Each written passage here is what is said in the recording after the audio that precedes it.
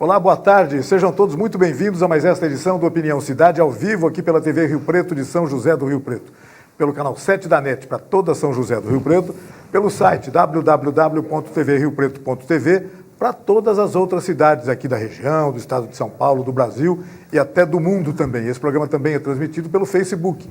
Entrando no Facebook e acessando a página da TV Rio Preto, você não apenas participa do nosso programa, mas não apenas assiste, mas participa do nosso programa. Interage conosco, pode enviar perguntas aqui para os nossos entrevistados, fazer críticas, observações, o que você quiser fazer. E nós sempre estimulamos você a fazer isso, a participar do nosso programa. O programa de hoje vai tratar de um assunto muito especial. Estou tendo a honra de receber pela primeira vez aqui no estúdio do Opinião Cidade o promotor de justiça Vidal Serrano Nunes, que está lançando hoje aqui em São José do Rio Preto o livro A Autoajuda e o Poder da Fé. O doutor Vidal Serrano Nunes é um promotor de justiça de grande atuação, muito importante em São José do Rio Preto, em várias regiões, tem viajado muito pelo mundo todo, também conhecido. É bem bacana conhecer o pensamento do doutor Vidal. E eu estava me prevalecendo disso, aproveitando antes do nosso programa entrar no ar, conversando com ele sobre questões como essas aflições que atingem a todos os seres humanos. Doutor Vidal, muito obrigado pela sua presença em nosso programa. O lançamento do livro é hoje, vamos falar um pouquinho sobre o livro. Deixa eu começar com uma pergunta, digamos, provocativa para o senhor. Assim, a Autoajuda e o Poder da Fé, escrito por um promotor de justiça, um homem certamente habilidoso e muito acostumado a lidar com a aridez de temas, etc. Ao falar de autoajuda e poder da fé, a gente está falando também de religiosidade, de atitudes das pessoas. É isso mesmo, doutor? Muito obrigado pela sua presença. É isso mesmo. Eu acho que eu sempre me preocupei muito com a cultura geral. Além da cultura específica do direito, militei muito no direito penal. O próprio apresentador que deu a prefácio no livro, meu amigo Ives Guilherme, o maior jurista do país em matéria tributária, é meu amigo até hoje. Não só ele, toda a família, João Carlos Martins, o grande pianista, o outro irmão dele que quase ninguém conhece, o Zé Eduardo. São gente fora de série, são gente muito bacana.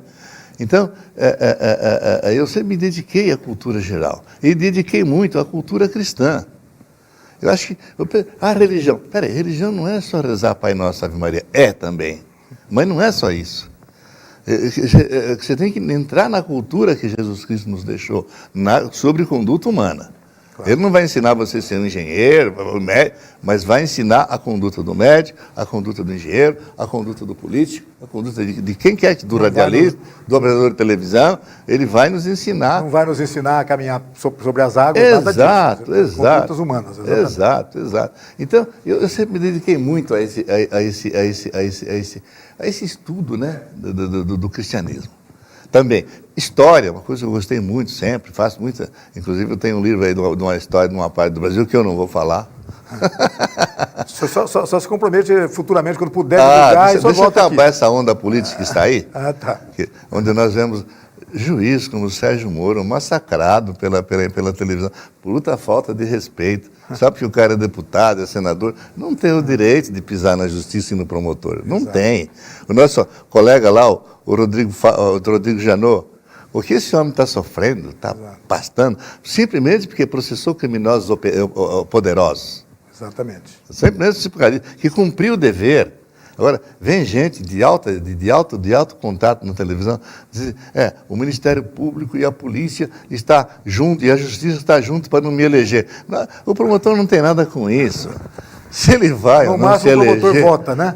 O promotor só dá uma denúncia no inquérito policial, quando vem um inquérito policial relatado pelo delegado, geralmente com a posição do delegado. E aí, então, se ele achar que não tem provas, ele devolve aquilo para a polícia complementar a prova, e se achar que não tem prova, ele arquiva. Sem dúvida.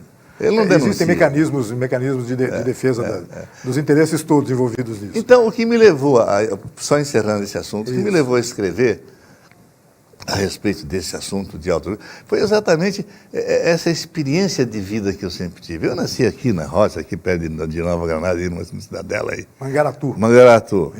Nasci ali. Os meus amigos todos, meus colegas todos de primário, eram todos roceiros. Tudo gente de lavrador, filho de lavrador. E eu também participei. Depois, mais velho, me tornei ajudante do meu irmão que dirigia um caminhão. Depois fui para São Paulo, estudei e deu isso que está aqui. É isso mesmo. Mas o que é a autoajuda? Como funciona a autoajuda? As pessoas, certamente as pessoas que estão nos vendo agora já estão falando assim, mas se eu quiser amanhã, então, me concentrar que eu vou comprar um carro novo, isso vai ser verdade? Autoajuda não é nada disso que nós estamos falando, né, doutor? Autoajuda é uma série de atitudes isso já é um outro das pessoas. setor, uma outra parte do conhecimento humano. Sim. Mas a otimismo ajuda a realizar as coisas. Mas a autoajuda é uma pessoa que sabe que tem um problema, mesmo que seja pequeno, e que tem que curar, e que toma as providências interiores, porque nós temos um mundo interior dentro de nós, temos que procurar conhecer. Interior no sentido de resolver o problema. Muita gente acha que não precisa de procurar um profissional autoajuda. Eu acho que sim. Se o problema for um pouco mais sério, procure um psicólogo, procure um psiquiatra, reza mais. Porque Deus atua na nossa vida. Não estamos falando só de problemas de saúde, mas... Não, problemas psicológicos, tudo, normais. Né? De saúde também, se o problema for físico. Não tem o que discutir, vai no médico. Isso aí não tem o que discutir. Mas é psicológico, é briga de pai, filho. Eu termino o livro, por exemplo, falando da homossexualidade. É um problema sério. Talvez mais para frente você queira abordar o assunto. Isso. Então, quando você tem um problema dessa natureza, com o filho, com o irmão, com o parente, com a esposa, com o marido, com a sogra, então você quer resolver o problema. Então você se lança no conhecimento do ser humano, sozinho, e isso é autoajuda, esse trabalho. Digamos, um pai que esteja nos vendo agora em casa, por exemplo, um pai ou uma mãe que esteja nos vendo em casa, imaginando que possa ter um problema de homossexualidade na família e tal. É um caso de autoajuda. É um caso de autoajuda. Mas primeiro eu preciso saber a dimensão do problema. Você está me dizendo exatamente isso. Né? Qual é o tamanho? Primeiro, se o problema existe, não é isso? Bom, vamos admitir que eu tivesse um filho homossexual. Graças a Deus não tenho, mas vamos admitir, é hipótese. Então eu sou o pai. Eu tenho que me posicionar no problema. Eu não posso fugir. As demais pessoas podem fugir, mas o pai não. Sim. A mãe não. Então aí entra um problema de autoajuda. Como eu vou resolver esse problema? Como é que eu vou me situar perante um filho homossexual? Esse problema. Eu, por exemplo, tenho a solução. Eu acho que o homossexual deve ser respeitado. Sabe? Ele quer ou não quer. A vida, às vezes, te apresenta para você de maneira difícil, de maneira diferente. E você tem que vivê-la segundo ela, conforme ela vem. Não conforme você quer. Exato. Não conforme a gente deseja. Entendeu? Então, esta posição do pai, da mãe, principalmente, em relação a homossexual, ele tem que enfrentar. Ele não pode chutar o filho para fora como se fosse um lixo. Claro. Ele tem que enfrentar, tem que dialogar com esse filho. E aí tem um problema cultural, que é difícil você ter pessoas hoje com cultura suficiente para enfrentar um problema. Mas o pai... Eu, por exemplo, não pode fugir do problema. Ele tem eu sou pai de 6 filhos. Eu li mais de 10 livros conforme esses filhos vinham. Como tratar, como educar no mundo de hoje um filho. Não sei, eu acho que acertei, porque todos estão bem aí, bem colocados. Pessoas. Eu tenho 2 filhos promotores, um filho milionário lá em São Paulo, um grande advogado, um outro em tribunal de contas, e assim vai. Entendeu? Filho de procurador de Estado. Então você tem que se dedicar. Uma família que hoje está muito debilitada, mas que não devia estar. O Rui Barbosa dizia que a família, como é que é? A pátria é a família amplificada. Isso era o que o Rui Barbosa ensinava. Eu sou um fã incondicional de Rui Barbosa. Bom resumo, né? A pátria é a família. A pátria é a família amplificada. Então, a pátria é isto. Se você não tiver... Por que eu admiro muito? Eu não sou evangélico, eu sou católico, mas eu admiro muito os evangélicos, porque eles procuram construir um ser humano bom, ser humano sério. Isso é fundamental na sociedade, gente. Nós precisamos de quantidades dessas pessoas, em quantidade. E é na família que você recebe a primeira educação. E é dos pais a responsabilidade, não é do Estado. O Estado, eu tenho um péssimo conceito de Estado. Para mim, o Estado é meia dúzia de picareta que manda, ponto final. Então, eu acho que tem que tirar o Estado de um monte de coisa, principalmente de educação familiar. E está acontecendo o contrário. As famílias hoje estão terceirizando a educação para o Estado, em muitos casos. Os próprios pais estão fugindo. Exato. Doutor, mas então, resolvido que seja autoajuda, já conseguimos determinar esse conceito, eu queria que o senhor nos dissesse agora o que é o poder da fé e onde que ele está, onde que a gente pode recorrer a ele, encontrar. Olha, quem tem fé vai me entender. Quem não tem vai ter dificuldade de entender. A fé é uma coisa, é uma força que você recebe. Acho que a primeira pergunta teria que ser essa, né? O que é a fé? Né? Então, a fé é uma força que você recebe. É participar da vida de Deus aqui. Quem tem mais fé, participa mais. Quem tem menos fé, participa menos. Esse é o critério. E nós, seres humanos, que eu acredito, e eu acho que ninguém pode dizer o contrário, é que nós somos seres humanos de vida material e espiritual. Nós temos dois componentes essenciais da nossa natureza, material e espiritual. Então você tem que evoluir os dois. E hoje nós evoluímos muita parte material. Hoje a alimentação, por exemplo, está ótima. Tem cheio de chefes de cozinha, aí, sei lá, gente bacana. Bons conceitos. Bons né, conceitos, boa comida, feita por nutricionistas saudáveis. Isso é um desenvolvimento grande, mas não é o desenvolvimento da fé. E essa outra alimentação, a alimentação da fé, ela está saudável? Aí que está. Então, aí não está. O lado espiritual está sendo abandonado. Então, isso é falta de fé. Então, a fé não é só acreditar em Deus. A fé é algo mais, é fazer. Pessoas criticam a sociedade. Espera aí, será que eu tenho um comportamento correto?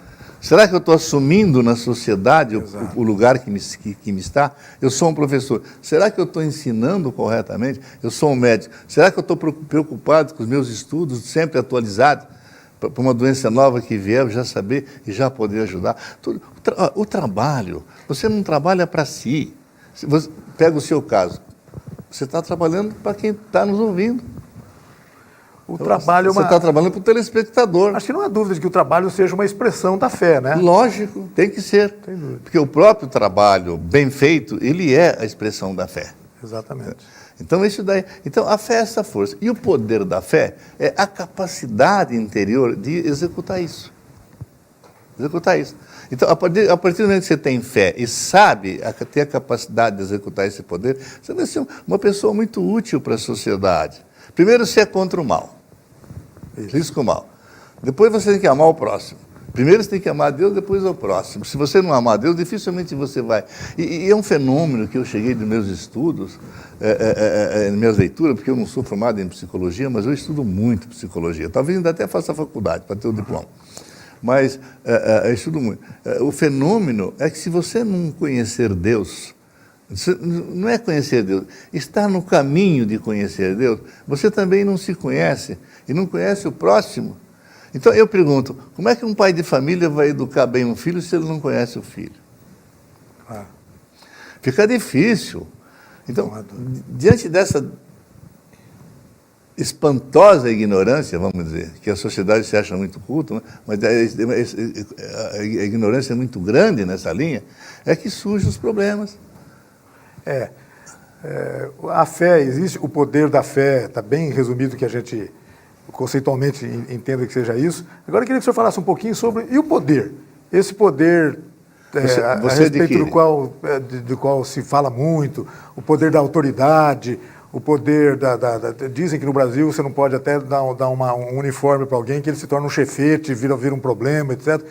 E essa questão do poder no Brasil, doutor? Bom, você tem as várias dimensões do poder. Eu só abordo o poder da fé, mas você tem o poder da autoridade. A autoridade é o reto exercício do poder. Se você não tiver uma autoridade preocupada com o reto exercício, ela deixa de ser autoridade e perde o poder. Então, no direito, na política, nós utilizamos um termo que chama-se ilegitimidade. Para mim, todos esses governos que surgiram ultimamente no Brasil são ilegítimos. E esse que está aí também é ilegítimo. Entendeu? Por quê? Porque lhe falta autoridade. Lhe falta o exercício do poder correto. Lhe falta isso. Lhe falta apoio do povo. Lhe falta se identificar com o povo. O Estado você pega, vou pegar não gostei de citar não, mas vou citar o Caixa Econômica Federal, Banco do Brasil, são instrumentos do poder público que deviam estar a serviço do povo, e não está. Está a serviço dos poderosos, dos grandes milionários. Está certo que deve ficar também a serviço das empresas, que elas tenham a produção. Eu vou perder um minutinho e falar isso. O que é produção? Produção é produto do capital e do trabalho. Não tem outra definição. Quando você tem capital e tem trabalho, você tem grande produção. No Brasil, a produção nossa é baixíssima. Baixíssima. Todos nós produzimos muito menos do que produzir. Porque não tem nem capital e nem trabalho. Então, é preciso que as nossas lideranças chamem, principalmente políticas, chamem a atenção do povo para o problema. Porque o que é um político? Um político é um líder político, é um líder do povo, é um líder da sabedoria, é um líder da boa conduta, é um líder da seriedade, é um líder da justiça. A justiça não é só do Poder Judiciário. Eu fui promotor há muitos anos, eu cansei de falar, gente, o promotor tem compromisso com a justiça. Só que uma justiça um pouco diferente do juiz, mas tem. Exato. O advogado, não, o advogado tem que observar o código de ética. Isso. Mas nós, promotores, temos que observar a justiça. Nós não podemos jamais envolver num processo crime, seja quem for, poderoso ou pobre, seja quem for, o inocente.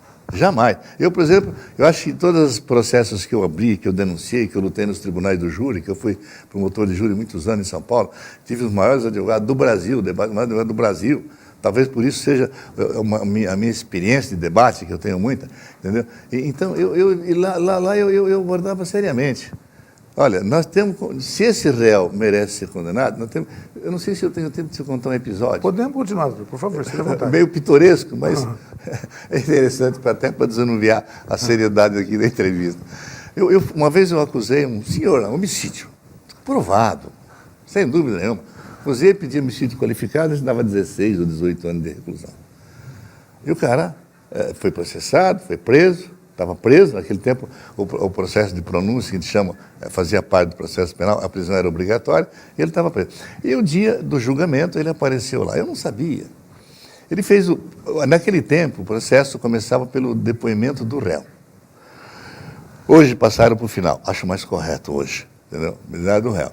Ele chegou lá, e falando, eu me converti, eu recebi Cristo, eu estou com Cristo. Mas ele falou de uma maneira que comoveu todo mundo. Todo mundo. E o juiz, até com um pouco de gozação, ele dava um intervalo depois do réu. Naquele dia ele não deu. Ele deu para mim, deu um sorriso, que era meu amigo, né? Deu um sorriso, palavra, doutor promotor. Eu falei, e agora? Como é que eu vou tirar esse clima do tribunal?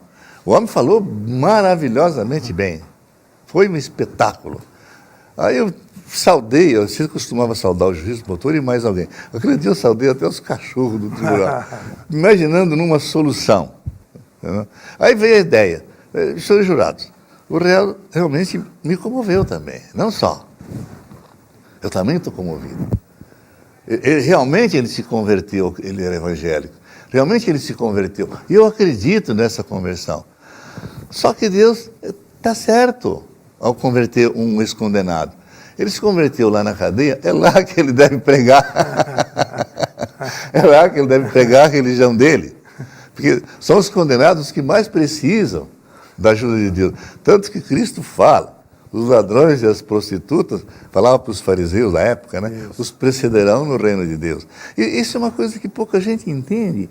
Como é que o Cristo vai aprovar uma prostituta? Como é que o Cristo vai aprovar um ladrão? Como é que Cristo salva o ladrão no dia da cruz? Com toda a nossa carga de preconceito, a gente tende a tende a rejeitar. Exatamente. Eu vejo, por exemplo, essas repulsas homossexuais hoje, eu acho isso horrível.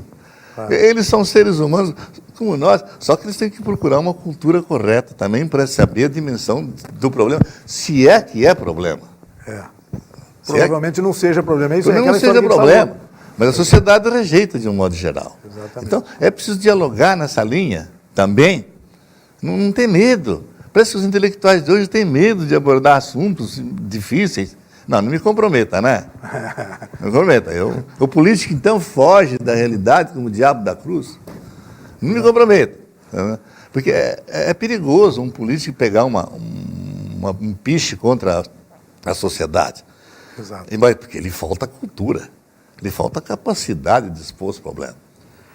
O senhor já tratou, já mencionou aqui alguns dos problemas muito clássicos que podem acometer, podem atormentar, podem angustiar as pessoas, a espécie humana de uma maneira geral, né? Mas eu vi que o senhor tem um índice aqui do seu livro que relaciona alguns tópicos, alguns pontos de problemas. Eu queria que você citasse alguns. Quais são os problemas? Eu vou citar um, que eu acho muito importante. Amor e apego. O que é o amor, o que é o apego. E como separar uma coisa da outra. E como separar uma coisa da outra, que eu acho fundamental, que hoje isso é uma ignorância total na sociedade a respeito disso. O amor é aquilo que nasce conosco, aquilo que Deus coloca no nosso coração, aquilo que faz parte da nossa natureza. E que ele visa o bem da pessoa que tem o problema. Não do interlocutor, não do da pessoa que está ensinando. O apego é o contrário. O apego visa não a pessoa que tem o problema, visa a pessoa que está ao lado, o que tem a obrigação de ajudar a pessoa. Por exemplo, eu pego muito o pai, mais até a mãe, em relação aos filhos. Geralmente, eles têm mais apego do que amor. Por quê? Eles querem o bem do filho como se fosse o bem deles. E não é assim. Como se aquilo fosse um bem. Não é assim. Chegou a 16, 18 anos, você tem que falar para o filho, olha, agora a vida é tua. Tchau, né? Tchau. Eu te ensinei até agora, às vezes exigi, às vezes impus certas condutas, não tudo, porque achava necessário. Mas de agora em diante, só se você me procurar. Isso é amor. Apego não. Não, você tem que fazer isso, tem que fazer aquilo, tem que fazer... Não, isso não. Aí tem que ver dos pais, caso a caso, saber distinguir o amor. O amor é de sempre, o amor é eterno, o amor é sublime. Como diz São Paulo, né? O amor não tem inveja, o amor não tem ódio, o amor não tem rancor. Entendeu? E o apego tem. Sem dúvida. O apego tem. Então, o apego é o lado maléfico do sentimento. Isso. O amor é o lado benéfico do sentimento. Tá muito em voga até uma expressão, o desapego, né? Para a pessoa se desapegar. Eu falo muito no livro. Desapegar daquilo que não seja essencial. Na verdade é isso, né? Eu falo muito no livro. A necessidade de... Pô, eu tenho um carro, como se o carro fosse a coisa maior do mundo para ele. É um pedaço de lata organizado que caminha, mais nada. que fica velho, então não serve mais para nada. Não serve mais nada. Então, é muito comum isso, o apego, em vez do amor. Doutor, como eu já desconfiava no começo do nosso programa, eu imaginava mesmo que a gente ia começar a conversar e o tempo ia acabar logo em função da qualidade desses conceitos que o senhor está nos ensinando agora. Foi uma aula realmente. Eu queria convidá-lo, desde já deixá-lo convidado para uma próxima oportunidade de o senhor voltar aqui para a gente continuar conversando sobre isso. Mas hoje vamos reafirmar o convite para as pessoas comparecerem ao lançamento do livro A Autoajuda e o Poder da Fé, que acontece hoje à noite, né? Hoje à noite, depois das 7 da noite. No 19 horas. Cultural no Rio Preto Shopping, isso, né? Isso. Então é só as pessoas comparecerem lá. Se as pessoas, o doutor Vidal vai estar lá, quiserem conversar com ele, ele vai autografar o livro. Vai estar lá para autografar o livro, vai conversar com as pessoas. Vai ser uma atividade bastante bacana, bem interessante para as pessoas de uma maneira geral. A partir das 7 horas, né? Depois das 7 horas, Rio Preto Shopping. Eu queria mais uma vez agradecer a sua presença em nosso programa. Já de antemão deixá-lo convidado para voltar outras vezes. E fica meio combinado assim, tá certo, doutor? Muito obrigado. Muito obrigado, eu, e agradeço a oportunidade que você me deu de falar, que ninguém dá. Imagina. Um abraço, doutor. Mostrar o livro, deixa eu mostrar o livro. A capa do livro novamente, o livro Autoajuda e o Poder da Fé, que o doutor Vidal Serrano Nunes está lançando hoje à noite, a partir das 19 horas, no Empório Cultural, no Rio Preto Shopping, em São José do Rio Preto. Uma oportunidade boa de ter contato com conceitos tão relevantes quanto esses sobre os quais a gente conversou aqui e conhecer o doutor Vidal lá, conversar um pouquinho com ele. Mais uma vez, obrigado, doutor Vidal. Obrigado a você que nos acompanhou em casa em mais essa edição do Opinião Cidade. Desde já, você está convidado a estar conosco novamente amanhã, a partir do meio-dia, aqui na TV Rio Preto. Até lá, um forte abraço a todos. Tchau, pessoal.